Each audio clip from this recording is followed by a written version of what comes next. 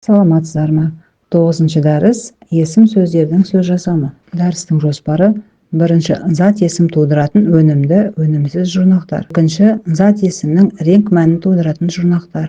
Үшінші, сөз жасамдық ояның тақырыптық лексикамен байланысы. Есім сөздердің сөз жасамы: зат есім, сын есім, сан есім, үстеу сөз жасамдарының ерекшеліктері.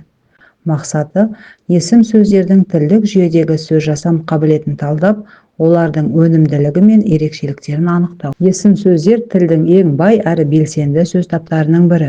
Олардың ішінде зат есім мен сын есім сөз жасамдық жағынан ерекше өнімді. Сан есімде күрделі туынды сөздерге бай, ал үстеу сөз табы туынды сөз жасауға шектеулі. Сөз жасамдық қабілет айырмашылығы: есім сөздер сөз жасамының өзара айырмашылығы мыналарға байланысты. Сөз жасамдық тәсілдердің әртүрлі қызмет атқаруы, сөз жасамдық бірліктердің құрамдық ерекшеліктері, мағыналық ауқымы мен шындық болмыспен байланысы.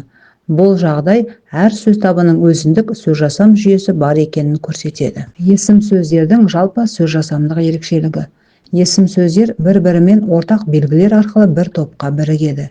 Дегенмен олардың әрқайсының ішкі құрылымы, өнімділігі мен тәсілдері әртүрлі.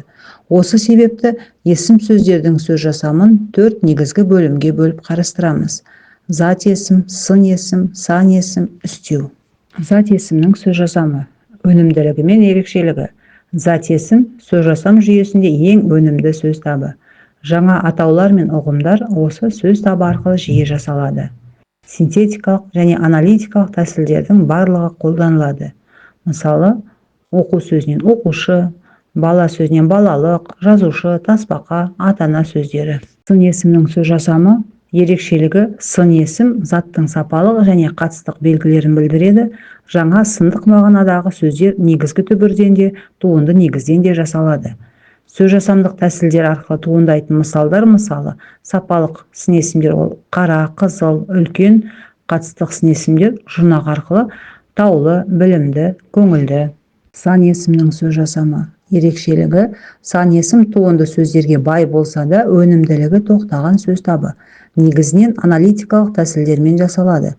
Күрделі сандар 11, 25, 150, миллион, миллиард сияқты сандар туынды сипатта қарастырылады.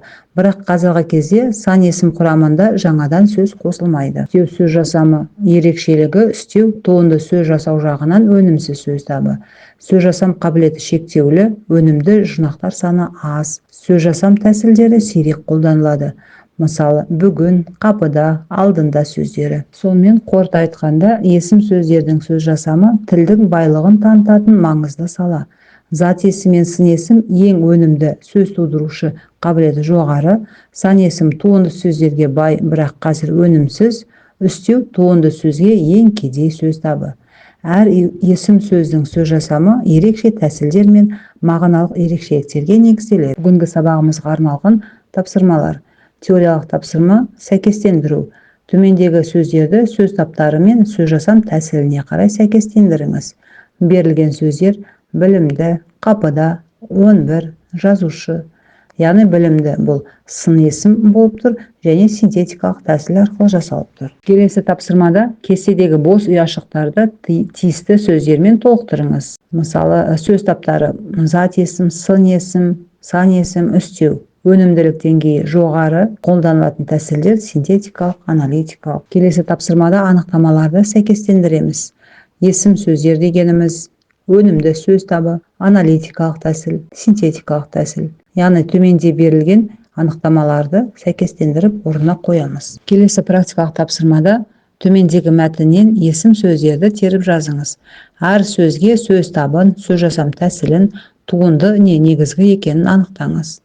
Берілген мәтін: ауыл мектебіндегі білімді балалар жыл сайын олимпиадаға қатысып, үздік нәтиже көрсетеді. Кейбіреулері шет елге жолдама алып, жарыстарға аттанады. Сөздер: білімді, қатысып, мектеп. Осы сөздердің сөз табын, тәсілін және туынды негізгі екенін анықтаймыз. Келесі тапсырма: берілген сөздерден жаңа туынды сөздер жасаңыз. Қолданылған жұрнақтарды көрсетіңіз. Берілген сөздер: дос, тау, көш, шалғай, арзан. Салыстыру тапсырмасы: зат есім мен үстеу сөз жасамының айырмашылығын салыстырып жазыңыз. Мұндағы берілген критерийлер өнімділігі, қолданылатын тәсілдері, жұрнақ үлгілері. Бүгінгі сабағымыз аяқталды. Сау болыңыздар.